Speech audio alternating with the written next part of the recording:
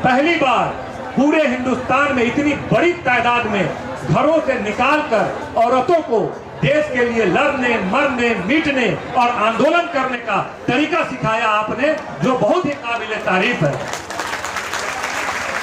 मुझे लगता है कि आज पूरे हिंदुस्तान में अब आने वाले सैकड़ों साल तक किसी तरह की कोई परेशानी हमारे देश पर आएगी, हमारे संविधान पर आएगी, किसी तरह की कोई परेशानी आएगी तो अब उसका मुकाबला करना बिल्कुल आसान हो गया है। वह शाहीन बाग की बदौलत की, उन्हें आपने लाखों करोड़ों सत्याग्रह तैयार कर दिया है, आंदोलनकारी तैयार कर दिया है, किस तरह प्रोसेशन करते हैं, किस तरह विरोध करते हैं, किस तरह आंदोलन करने का काम करते हैं, यह सिखाया है शाहीन बाग ने। इसलिए मैं शाहीन बाग देखने के लिए पिछले 1 महीने से बहुत परेशान था, बहुत बेताब था। आपने वो कर दिखाया है कि जैसे लोग डरते हैं सांप से डरते हैं कि डंक मार देगा, उस सांप का जहर कैसे निकाला जाता है वो सिखाया है आपने इस आंदोलन के जरिए।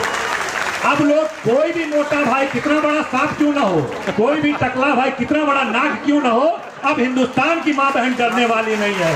अब उसका जहर निकालने का तरीका आपने दिखाया है कि किस तरह एक प्रदर्शन के माध्यम से, धरना के माध्यम से हम बड़े से बड़े नाग को भी उस जहर निकाल सकते हैं। यह सिखाया, इसके लिए हम आपको सैल्यूट करते हैं।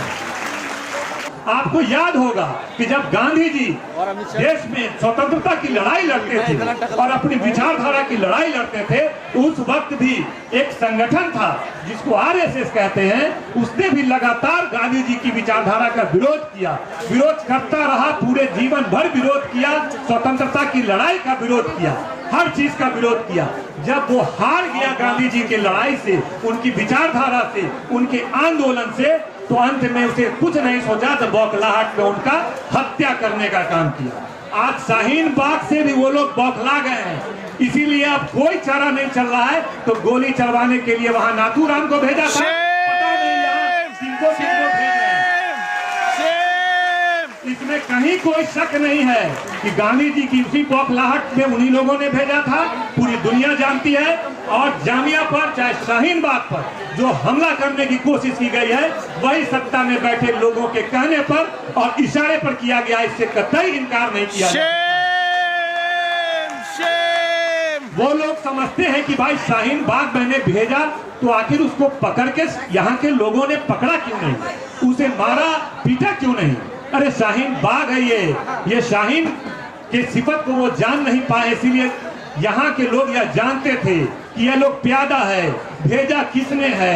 अमित शाह वगैरह जो भी लोग हैं, जो सत्ता के शीर्ष पे बैठे लोग हैं, उन लोगों ने भेजा है। इसीलिए शाहीन जो चिड़िया होता है, वो मरी हुई चीजों को नहीं धरना पकड़ना, उसको शिकार करने का सिफत ही उसका नहीं होता।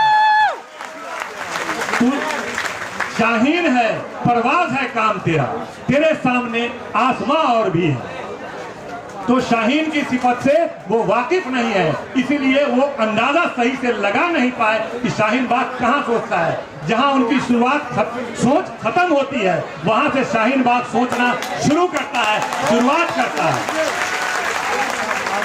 क्या कॉन्स्टिट्यूशन को कभी माना?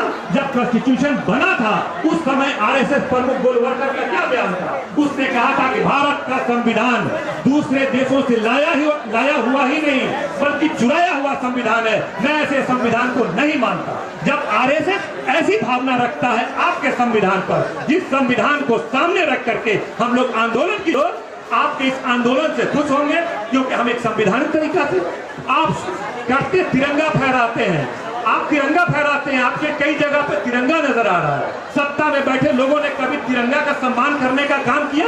कौन नहीं जानता है कि आरएसएस मुख्यालय में 52 साल तक कभी तिरंगा नहीं फहराया गया? ये कौन नहीं जानता है पूरे देश में? हमारे 3 नौजवान आरएसएस मुख्यालय में झंडा फहराने के लिए गए थे, आरएसएस के तमाम कार्यकर्ताओं ने पकड़ के उनको जेल भिजवाने का काम किया। ये 2002 की हाल की बात है। उसके बाद पूरे देश में इसकी बहुत निंदा हुई। उसके बाद में मुख्यालय में तिरंगा उसने फहराने पे मजबूर हुए और विवश हुए।